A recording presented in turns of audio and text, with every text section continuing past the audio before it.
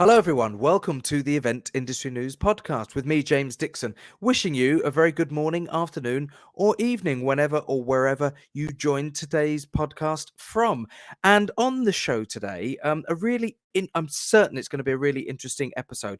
We're going to be talking about a newly published book that is very relevant to what many people, regardless of whether you work in the events industry or not, have gone through in the last 2 years. The book is called The Power of Leading with Empathy: Overcoming the Challenges of Leading in a Non-9 to 5 World.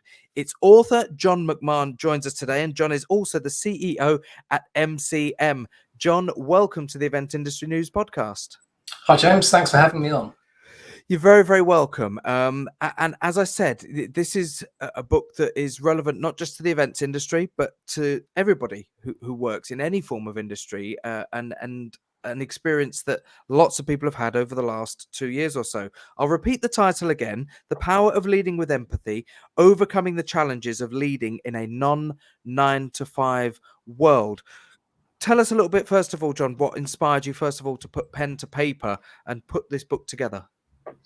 Yeah, I mean, like anybody, when it's been nearly 2 years now since we've all had, very different working conditions. Doesn't seem that long. In other ways, I think to all of us, it seems a lot longer. Yeah. But this is now we've become used to speaking like this.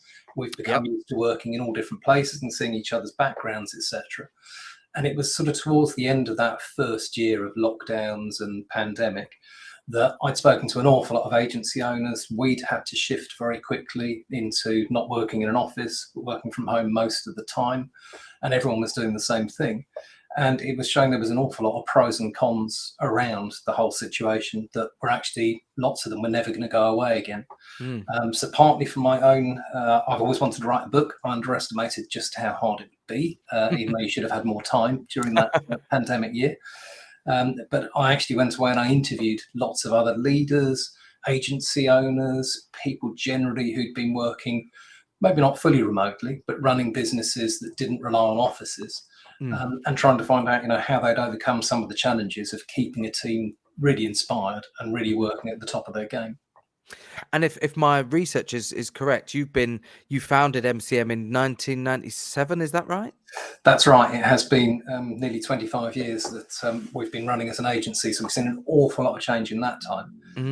But I must admit, most of the time we have been more office-based than not. But of course, as well, that the reason I mentioned that is that this gives you a long period of time in a suitable position to be qualified to talk about this subject. This is very much written from your own experience, was my impression of reading some of the pages in the book. Yeah, very much. There's two sides. One, the whole basis of empathy is around how it's a new type of leader now, or a different type of leadership skill. And this isn't just for people who are CEOs or MDs. It's for people who might be running a small team, say within the events industry, within somebody, who has maybe a team of just 10 people. This does apply to everyone, that we need to lead in a different way. I've often been accused in the past of being quite a soft leader.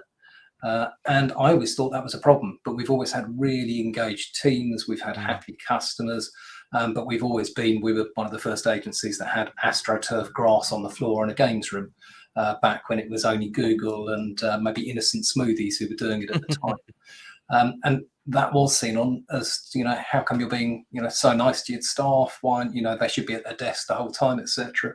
And what I've always seen is you treat your team really well and you listen to them and communicate well, and you get a fantastic performing team back. And that seems to be working very well for people, whether they're in offices or not. And it is applying a lot of my learnings over the years, a lot of what I've done, hopefully right. Obviously, like anybody, I've done lots wrong and then learned from the mistakes as you go along. So it's a combination, yes, of my experience, but also a lot of people who've added into the book, things that they've done that they really do recommend. And of course, this is very much perhaps a comment on societal change, not just driven by the pandemic, but driven by simple evolution, how we have moved on as a society in the last 10, 20, 30 years. If you cast your mind back, I suppose, even back to the 80s, which doesn't seem a huge amount of time ago. Leadership was very much about being the boss and being the tough person. You're banging your fist and driving your team forward. If you think about sort of old fashioned, industrial leaders and bosses and people like that. It was a totally different management and leadership style here. And of course, I suppose the danger with that style of leadership, and when you would maybe discuss with that older generation of leading with empathy, is that they didn't want to be seen as being weak. They needed to be seen as being very strong and dynamic. And, you know, if I show any sort of empathy, I don't want to let the team get away with murder. And of course, society has changed massively, and we really do have to rethink how we practice leadership, management, call it what you will, but being in a position where you are responsible for people. That's right. And it is people skills as well. When you're in an office all day, it's much easier to be seen and be quite a strong and powerful leader. That doesn't mean you have to instill fear in people. There are some fantastic leaders who are great in person. But when you're not in front of people the whole time, you need to understand people. You need to understand their background. And you need to also connect much more and think about, you know, if people aren't working 9 to 5 because they find they work better at 7 till 4 or something like that, does that really mean that they're a bad person because they're not working to the exact same hours as you? And that's a lot of reason for the book, in fact, is that there are still people who want to insist that people come back into offices again, because that's always been the way it's been. But I think we've all realised over the past couple of years there is another way. There is a different life. We can combine the two. Yeah, and of course, if we all stuck to the way things had been, you know, we'd all still be riding horses, you know, and Henry Ford wouldn't have had his day in the limelight. That's right. I'm going to, if I may, John, go through a few passages and bits of text that I've looked at in the book, and thought they might make some interesting discussion points. Beginning right in the early stages, and I'm going to reference page numbers here, so anybody who may tune into this podcast who then wants to go and get a copy of the book can maybe reference some of the stuff that we're talking about today, John. And in chapter 1, page 16, there's a great paragraph about the new dilemma that working from home posed to bosses. The genie is out of the bottle. We can't put it back. And do we really want to? Instead of people having to justify why they want to occasionally work from home, some now want their employers to justify why they need to be in the office. And I thought that was a great early way of looking at it. You know, there was very much this feeling. I can remember people in a job probably 15 years ago who wanted to work from home and who went to the bosses, and it was met with real trepidation. You know, there was a real sort of mistrust there. Are they going to do what they want to do? And, you know, now that it has been proved, there is that dilemma, isn't there? There is. You know, people are used to a different way of working. And the thing is that when we were all forced into this, and there is a little bit of an argument that everyone had to do the same thing, therefore we were all working on the same terms. But nothing went terribly wrong. A lot of businesses, and most businesses you speak to, actually were more productive. Their staff were happier, apart from obviously the horrible events that were going on outside. And yes, you know, something like the events industry, obviously, you know, it was not a good time at all, with no face-to-face events, etc. But as far as actual productive workers working from home was concerned, a lot of people, as I say, they were more productive. And I think, you know, going forward, it's the trust issue you mentioned there. It always used to be, if I can't see somebody working at their desk, maybe they're not, maybe they're doing something. And I think the great thing for businesses is that actually makes you think differently and think, well, actually, if I don't trust my team, are they the right people? Do I actually want them on the team? So now you do have people that generally you are trusting because you've seen them work from home. Yeah, absolutely. And that's further sort of picked up in the next bit that I highlighted, which is in chapter 2, page 27. The problem is that for years, there has been a stigma attached to working from home. Many companies have been scared of moving away from the tried and tested office-dominated culture. That's right. And even the same with myself, in fact. You know I'm one of those people that actually, I work very well from home. I shut myself away, no distractions at all, and I'll get a certain type of work done much better from home. And then obviously there's a different type of work face to face where, you know, it is great. We were out for a team event the other day, in fact, planning, coming up with ideas, etc. It's great to be face to face. But I often went to the office just because I didn't want to be seen not going to the office. And that was my business. It's my team and I'm in charge. But I still had that stigma about myself that if I'm not there, that they must think I'm not working very hard. And it has been there for a long time. But I think more and more studies have been done that you're right. You know, we would all be riding horses if we hadn't actually found a way out of this. The amazing thing about working in open plan offices is we were all building these great open plan offices and thinking it was brilliant, without actually thinking that an awful lot of people, certainly in our office, they'd come in, they'd have a chat in the morning, but then they'd stick their headphones on at their desk so they could get on with their work, and the headphones wouldn't come off again till lunchtime. Yeah. So there wasn't actually the communication we all think might have happened, because they actually weren't very productive workspaces. Yeah, do you know, this is something that I've thought about many times in the last 2 years. Well, maybe not the last full 2 years, because really it was as we were sort of coming out of that initial lockdown period and people were starting to maybe get back to thinking about doing some work. I did think to myself, there's an awful lot of people who get up in the morning and commute into work, get there, say good morning, make a cup of coffee, turn on their computer, will sit there diligently at their computer doing their work. And we're not just talking about the events industry here. We're talking about it could be financial, it could be law, it could be, they will sit at their computer, they'll work for a few hours, they'll go out and have their lunch, they'll come back in, they'll work for a few hours, then they'll get back on a train, a bus, a tube, or in their car and commute an hour home. And really, I suppose the question that I was asking is, what difference would it make if that person was just doing that same work on a computer in their home? That's right. That they're saving themselves the 2-hour journey, the expense, the hassle that goes with that, to do exactly the same job. I suppose the best thing that could have happened in some respects is that we were forced very quickly to have to make these decisions. The decision was almost taken out of the hands of leaders, wasn't it? Because they didn't have a choice. They had to close their offices. So it was, well, sink or swim. Let's see what happens. That's right. The interesting thing is that happened virtually overnight as well. And it's something that in the past, we all would have planned as businesses, maybe 6 months, a year ahead. And then we gradually would have phased the working from home, etc. But it had to happen. And as I said, nothing went wrong. People were there, and you're right. The studies, even in our own office, there's a chapter in the book that talks about just how much time people are saving by not traveling to work. So if you multiply our team's 20 strong, you multiply that by, some people were traveling probably up to 3 hours if you included traffic there and back each day. You've got the cost, you've got the environmental issues, etc., just to go and sit in the same room as other people and put your headphones on and then chat at lunchtime. So the challenge will be is getting the mixture right between the two sides, though, because we all, we're social animals. We need to interact, and we need to be kept alert, etc. Of course we do, yeah. And something that I wrote down as I was reading through some of these pages, I scribbled something down, and I've got it here on my notepad in front of me. The 3 bedrocks of health, which are, I've dug around a bit, and the 3 bedrocks of health, most experts appear to concur that sleep, diet, and exercise. Okay. A lot of people don't get enough sleep. A lot of people don't have the best diet in the world, and a lot of people don't do enough exercise. And what is the common denominator reason as to why they don't do those 3 things better than they should be doing? Because they don't have enough time. Now, all of a sudden, when we've taken that daily commute of maybe an hour there and an hour back in the evening, and people are not having to get up as early in the morning, or maybe they do. Maybe they're then doing their exercise. I don't think it's any surprise that we're seeing a more productive workforce working from home when that extra time that they're perhaps being afforded is allowing them to look at those 3 things: more sleep, better diet, more exercise. Lo and behold, we have people who are healthier people, more productive during their working hours. Yeah, you're quite right.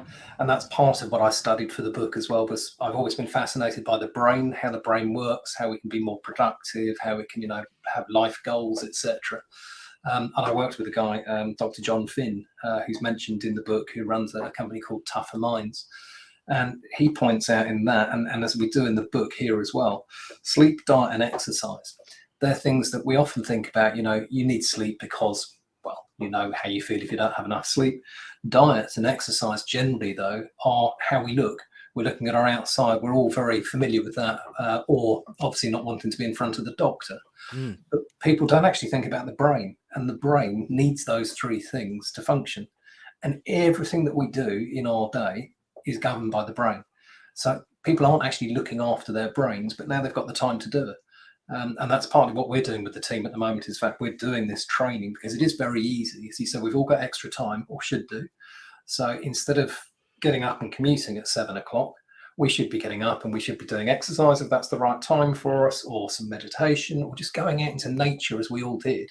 I mean, I don't know about you, but certainly in those forced lockdowns, and when we were told we couldn't go out very often, we all wanted to go out more. So we went out and we exercised more and we just walked. Yeah. And everything felt more peaceful. And you were connecting with nature, etc., an awful lot more. But the danger is it is very different now that we can potentially, when we can actually have as much as we like of that, to fall back into sort of lazier habits, etc. So, again, as humans, we need to be encouraged. But yeah, diet, sleep, and exercise are massively important to everything that we do. And I've found as well that when people realized that certain things take less time than they thought they were going to take. People assume, oh, I need lots of time to prepare a healthy lunch and take it with me to the office. I need lots of time to do some exercise, or I need lots of time to do blah, blah, blah, blah, blah. And I realized quite quickly, I have a dog. We got the dog actually the summer before lockdown. So we were still relatively new dog owners. And of course, so every day there was an hour's dog walk.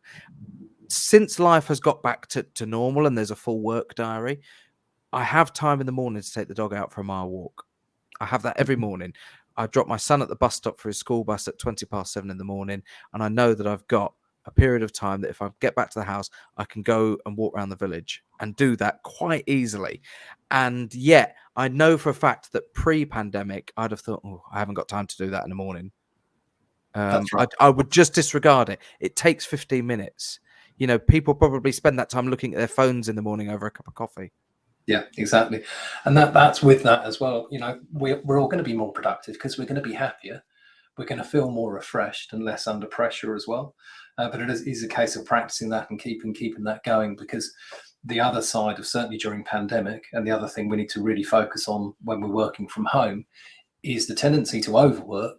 For all the mistrust we might have had in the past that people working from home wouldn't work as hard, there's an awful lot of evidence, and certainly I'm sure you've seen it as well, over the past couple of years, where because those boundaries aren't there, so you're not physically getting off a train and coming home and therefore turning everything off, the tendency is to overwork and to, those extra hours you've got, maybe do some more work within them, answer emails at different times of day, etc.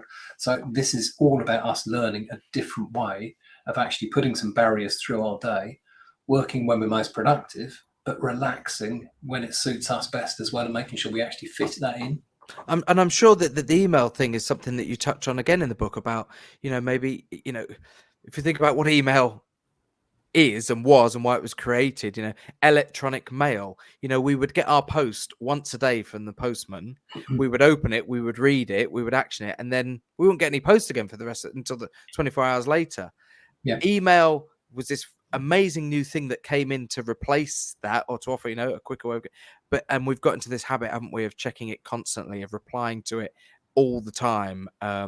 And whilst that may be necessary in certain parts of your job, if you need a quick response for certain things, we do need to perhaps rethink how we divide our day up and prioritize certain things. Yeah, and again, email is and has taken over all our lives and our working lives, because we expect, and it's a virtuous circle where you expect people to reply. You reply to people because you feel it's polite very quickly. And it used to be that I could work over a weekend, answer some emails on a Sunday, and know I would get no replies until a Monday. And that would be my inbox empty, because I'm a bit of an inbox zero freak. I like to see it completely empty, no notifications, etc. on there. But now you do that on a Sunday, and you tend to get into a conversation with somebody. It's email table tennis. Somebody will reply because they'll be doing the same thing. So again, I try to practice it. We try to get the team to practice it. We talk about it in the book a lot as well. Actually turning off email as if it was that good old-fashioned post system, because you don't need to reply to everything immediately. And in fact, the people you're replying to probably would rather you didn't, because they're trying to empty their inboxes as well. So I actually try to do a thing now where from 9 o'clock in the morning till 12 midday, I don't open my email at all. And I have email diverted. I've got all sorts of things that tries to push it away to subfolders and things like that. But it's very much the ape part of our brain, again, that we talk about in the book, that loves email because it gets that quick fix. And it's that quick fix as some sort of action, some sort of activity. But the trouble is we're sucked into it, and we know that there is always going to be that one gremlin that comes through email that takes you down that rabbit hole that spoils your day. Mm. So to switch off and only check it at certain times, I think that's something we could all really do with teaching each other and respecting each other's time on that. Otherwise, that potentially is something that can suck you, really in the wrong direction. Yeah. You mentioned something in the book which I offered a wry smile at, because it's actually reference to another book that I was given on a management training course about 15 years ago with a company that I used to work for, called Eat That Frog by Brian Tracy. And Yeah, as soon as I saw it referenced in your book, I thought, I'm sure I've still got my copy of that kicking about somewhere. And for those who haven't come across Eat That Frog, it is exactly as you describe it in your book. The book that changed my life was Eat That Frog. And he cites the Pareto rule that states 80% of consequences come from 20% of the causes, and how we often get into this idea that we write down a list of jobs, things that we need to do, and what we will instinctively do is rattle through all the easy ones first of all, because it gives us that instant sense of satisfaction. Tell us a little bit more about why you referenced that particular sort of book and that principle within your own book.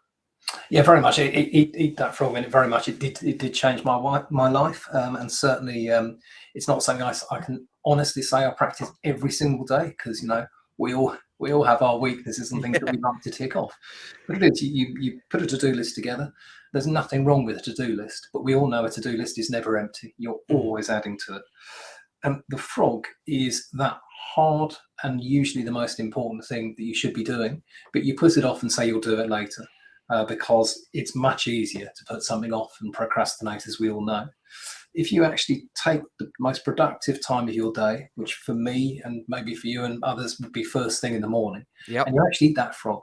So the whole idea is you do something that you really don't want to do. It probably won't take you nearly as long as you thought it was going to do, and won't be as painful either. And then everything for the rest of the day looks simple. And it really does. It really settles your mind and stops that constant fear that I know I've got something to do. I know I've got something to do, that you push till later in the day. And it's a very simple principle, but it definitely does work. And of course, it gets to 3 o'clock and you still haven't dealt with it, and you think, oh, no, I'm not dealing with it at the back end of the day. I'll wait till tomorrow, and it gets put off again. It gets put off again. And the reason that I grinned when I read it in your book is I remember reading Eat That Frog and identifying with it really. It was me. It's exactly what I was doing. The most difficult ones, the most hardest thing to do, they're generally speaking the absolute top of the priority list. They need dealing with. The reason that you're so scared of them is because they're the ones that you probably don't want to do, because it's something that you really don't want to do, but you have to do. That's why we keep putting it off. That's right. And And you feel they're going to be the hardest thing. so the wrong way of dealing with it. That's right, exactly. And a to-do list in general is the wrong thing to have anyway. I mean, it's very important. Again, we talk about actually getting thoughts out of your head and putting things on paper, because often if you put them on paper, they're not nearly as bad as your brain makes them out to be. And so there's no harm in producing a to-do list and putting lots there. But certainly what I've found over time is that you try to kid yourself then that you can have a diary, email, and to-do list all working in parallel. But there is only one you, and you've only got a certain amount of time. So I don't use a to-do list anymore. I write down things, but then I put them into my calendar. And I actually put the exact amount of time I think it's going to take. And if you saw my calendar, I mean, it's crazy because everything goes in there. Even to phone my mum, I'll put a note in my calendar and make sure it's there, because it's something I should be doing during the day. Yeah. And something as simple as that, alongside a large work-related task, you can't do the two things at once. So you actually have to find time in your day to do it. And then if you don't do something, you can drag it to the next day, whatever it might be. But it really helps your mind focus and look at your day and think, I've only got this number of hours in my day. And I put, when I go for a run in there, I put, when I'm going to do something fun and go out or whatever else. I'm extreme in that way. But certainly a to-do list it's a dangerous thing unless you can actually, physically find the time to put the things in there. Sure. Going back to the whole, I suppose, the principle behind the book and this idea of leaders within organizations having empathy for the people that they are leading.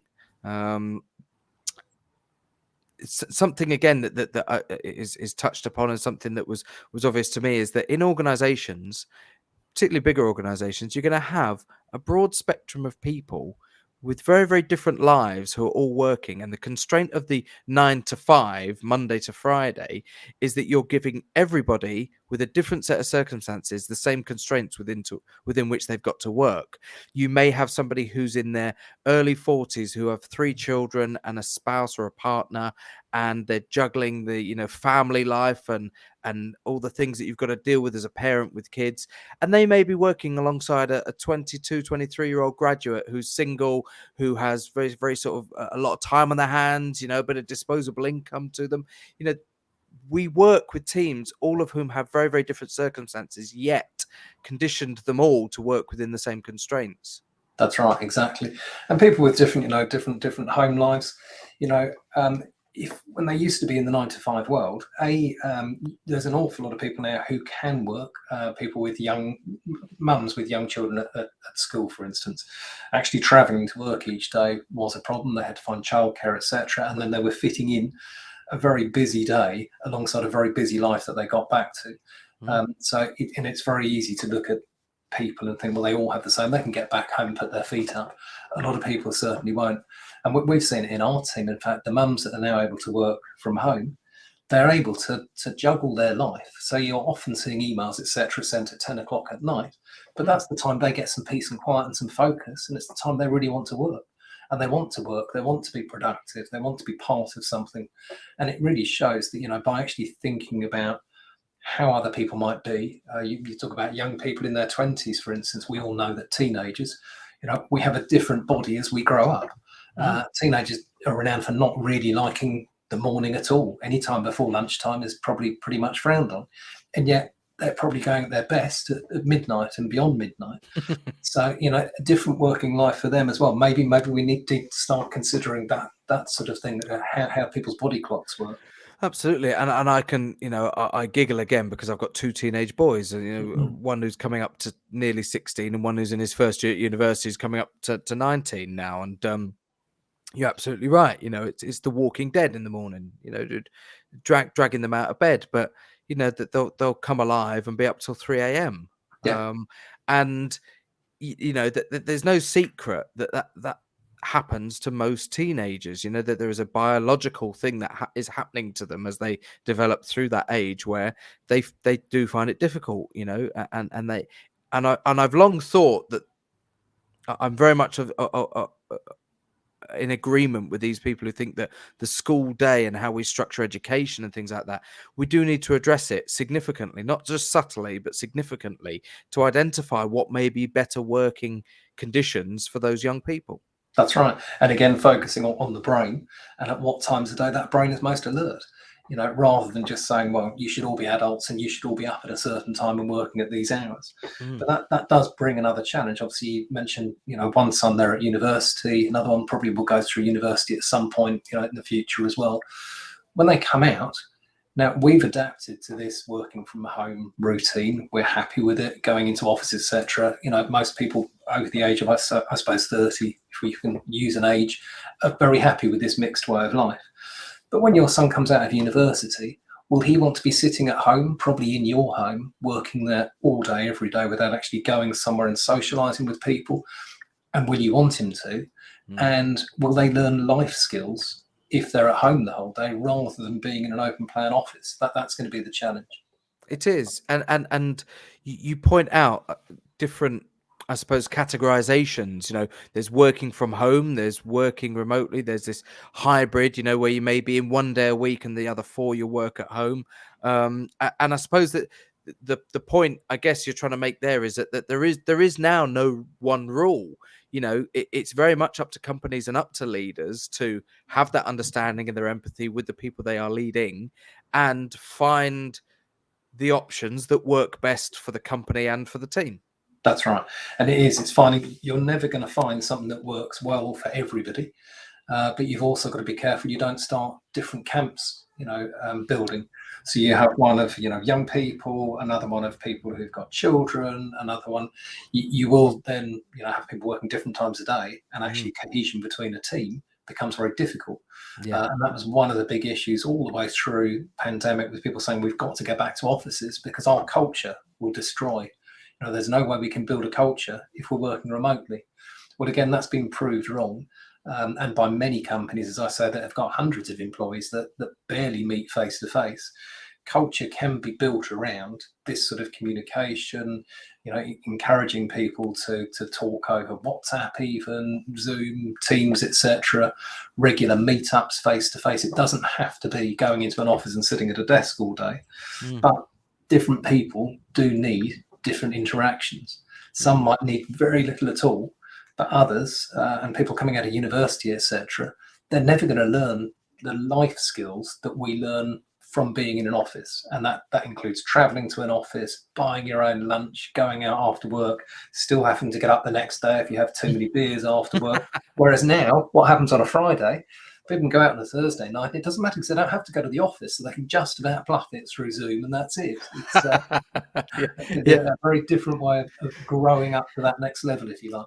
That there are undoubtedly pros and cons, and I don't think anybody would disagree with the idea that seeing people face to face, in the right context has huge value, But in terms of I'm going to use the word mundane. I hope it doesn't come across in any sort of disparaging way, but the mundane day-to-day task of doing your job, which is the case for a lot of people, the actual tasks that you've got to cross off that to-do list, can often be done without the interaction of a colleague. You can usually do your job on your own fairly comfortably, which is where not being in an office really comes into its own, because it does raise that question: why do I need to be sat here?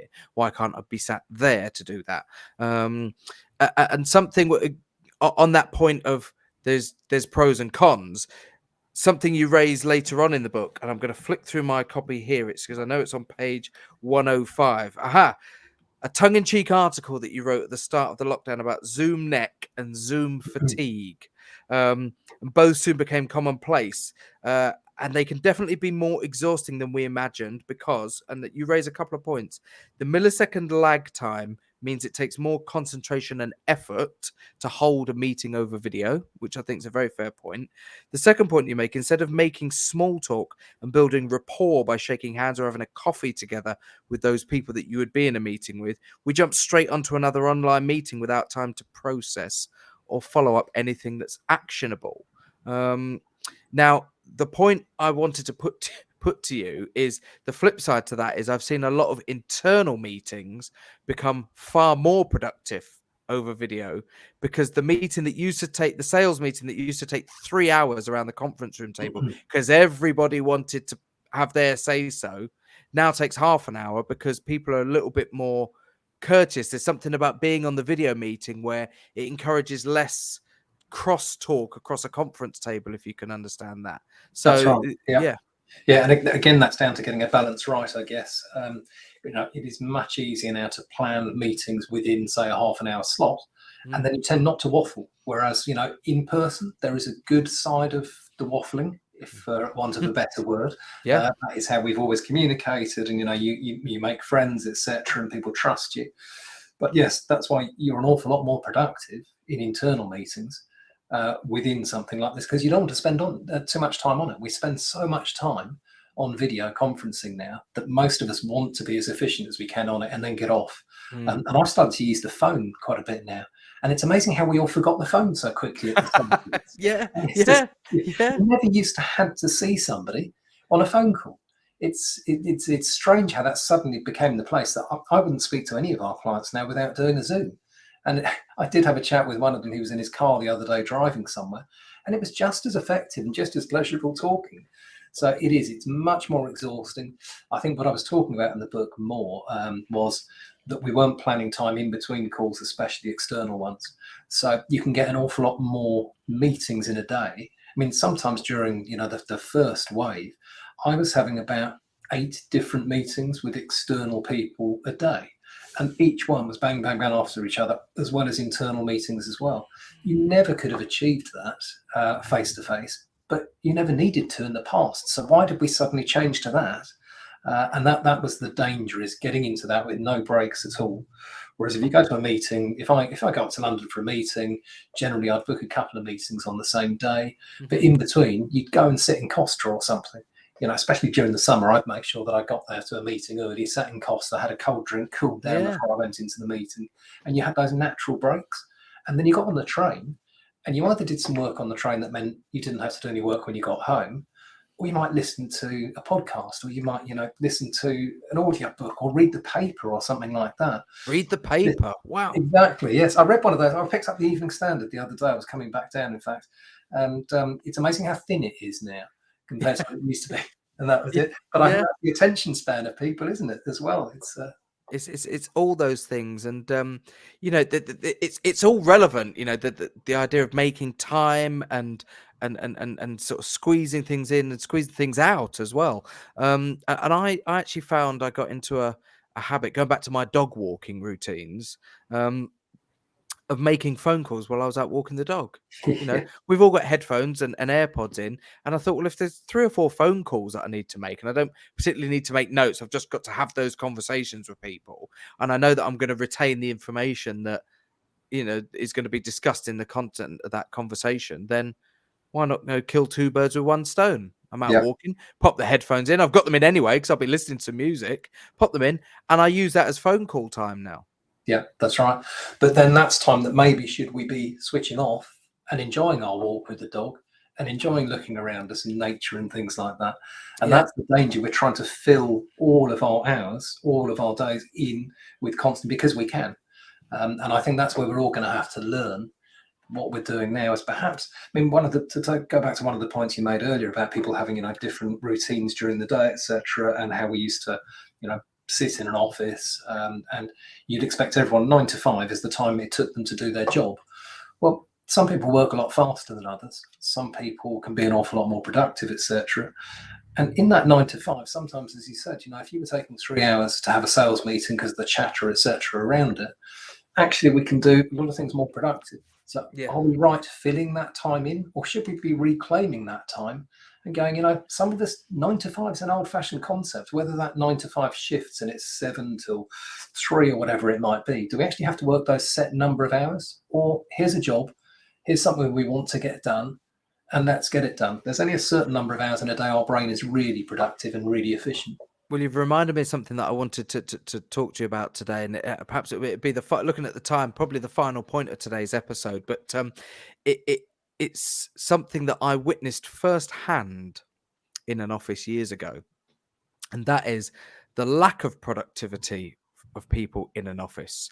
And going back to this idea that leaders were scared of putting the trust in their staff to work from home because they wouldn't have that visual sort of control, so to speak, over witnessing them actually doing their work. I saw an office that people could have done in 2 hours what they were regularly getting done in an entire day because of the amount of chit chat and, to use an old-fashioned phrase, tossing it off. They'd come in the morning, they'd spend half an hour making a cup of coffee, chatting about last night's episode of EastEnders or whatever. By the time they actually got settled into their work, it was probably 9:45. And then, it's 11 o'clock. Shall we have another cup of tea and a biscuit and another chit chat? Oh, look, it's lunchtime. It's an hour. Right, we're all off out for lunch. Come on, off out for lunch. Then they come back in. Oh, look what I bought in the shops at lunchtime. And then before you know it, it's a mid-afternoon tea break. And it's 5 o'clock, time to go home. And I laughed because I thought those people quite easy, if you actually took the office dynamic away, would struggle to fill an entire working day with the actual work that they got done in a full week. And there's that element of it as well. Exactly, very much. And I think that's again where you have to get the balance right, because a lot of us and a lot of companies, in fact, have been using tools like Slack to try and actually replicate the water cooler moments, as they're called, and that chat in the kitchen. And we all know there'd be a certain person in the kitchen who you'd avoid going to the kitchen, not because you didn't like them, but you knew you'd get stuck in a conversation for half an hour with them before you could go again. But in some ways, people are trying to replicate that through digital means to make sure you still have that conversation. But again, it's not just a remote or a work from anywhere problem. We always had the problem in our agency that you'd either have too much chatter or not enough. And to get that balance in between, because it would often be, we'd have clients coming in and I'd go, it's very noisy upstairs always, because these people are always inspired and doing stuff. And you'd go in, it'd be just that one day when everyone was completely silent and they had their headphones on, and you'd wish everyone was having that banter and chat, etc. So yeah, you're right. Getting the balance between the two things, but is an 8-hour day necessary? And are we all productive for 8 hours? No, the answer is definitely not. So there's definitely a new way coming. That's we all just have to accept that, but realise it's not black and white. We've been talking on the podcast today to Mr. John McMahon, CEO of MCM, but more importantly, as far as today's podcast goes, the author of The Power of Leading with Empathy, Overcoming the Challenges of Leading in a Non-9-to-5 World. And I'm going to finish, John, if I may, with the foreword from the book by Dr. John Finn, PhD, MSc. And he says, as part of his foreword, "It is my hope that any leader today who is faced with the challenges of a non-9-to-5 world reads this book. In doing so, you'll be empowered to lead with clarity, confidence, and a renewed sense of how truly joyous leading can be." And that's a great way to kickstart your book. And I thought it would be a great way as well to wrap up today's podcast. Great. Thank you very much, James. It was great to speak to you. Yeah, absolutely. Tell us, it's very important that we should let people know how they can actually get hold of a copy of the book. And for those watching today's podcast on the eventindustrynews.com website, there is the book that I'm holding up to camera now. Where can they get it, John? They can go to Amazon, or we are giving a limited number of free copies away. So if anyone wants to visit our website or email me directly, john@mcm.click, and we'd be happy to send you a copy. Fantastic. No, thank you very much. And hopefully we've given enough of a taster there to our podcast audience today of what they can expect in the book, and drive some of those people to get it. And as I said, I've not read it in its entirety, but I've read enough of it ahead of today's podcast recording to know that it's something that I'm certainly going to be going back to and reading with great interest. So do keep in touch, John. Let us know the progress of the book. And of course, it's a discussion that not just relevant to this book, but relevant to the wider industry as well. If anybody out there is working in an environment that has changed significantly over the last 2 years and they want to maybe add their own take on what they've heard on today's podcast, do get in touch with us via Twitter @EventNewsBlog. And you can find us on all the other social media platforms. Just search for Event Industry News. And we'd love to hear from you. How's your work-life balance changed in the last 2 years? For the better, for the worse, maybe? We'd love to hear from you. Our thanks again to John McMahon, author of The Power of Leading with Empathy, for joining the Event Industry News podcast. It brings us nicely to the end of today's episode, and we will see you on the next edition of the Event Industry News podcast. Goodbye, everybody.